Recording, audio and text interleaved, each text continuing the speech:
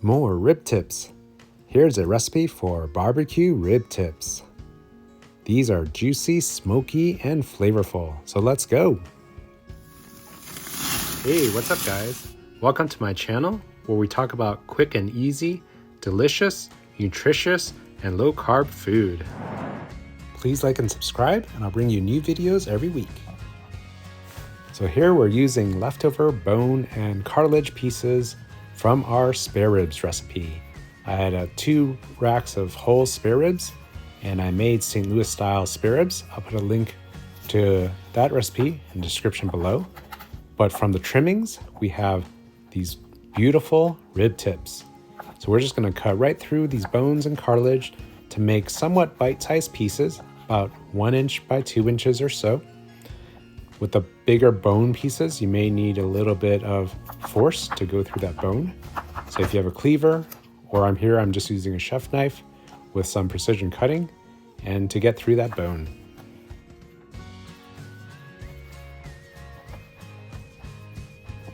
So here's another piece with a large bone.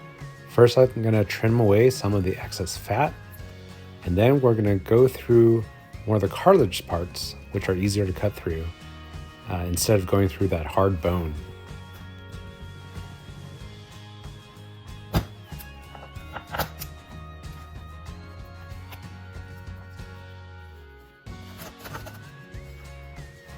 And here I'm just making sure they're small enough pieces.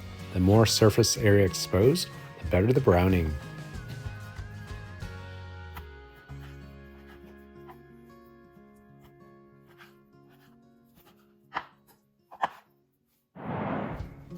Now we're just going to place all the pieces that we cut in a sheet of aluminum foil. We're going to wrap them up for the oven.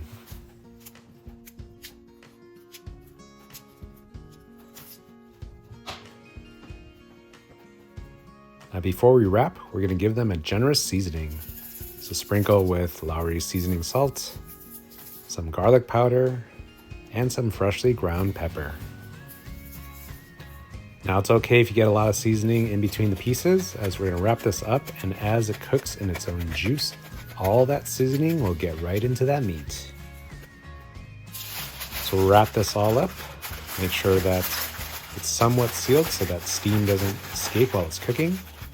And as you see here, one of the bones did poke through the foil, so I'm just going to take another sheet and do a double wrap. And we'll pop these into a preheated 350-degree oven for about an hour and a half. Now that it's done cooking, we can unwrap and take a look. Look at that. Look at the moist, tender meat and all those juices that have come out and sort of marinated the meat as it's cooking.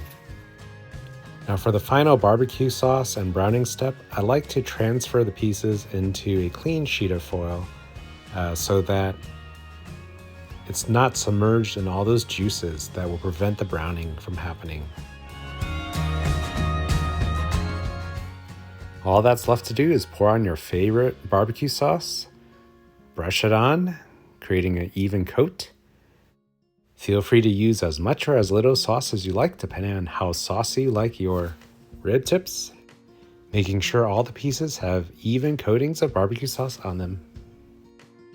And then we'll just put this under the broiler for about 10 minutes to get that nice char.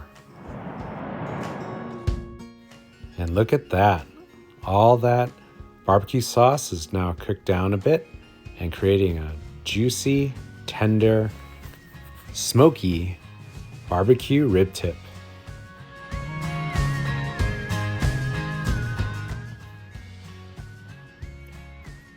Try these lovely rib tips. These delicious rib tips.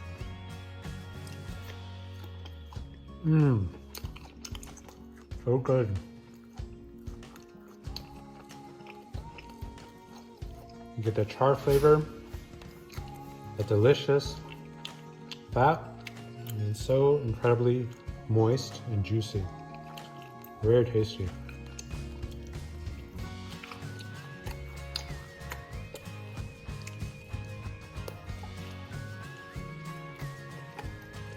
I could totally just eat these up as a snack. That's it for another video. Thanks for watching. Please like and subscribe, and have a great day.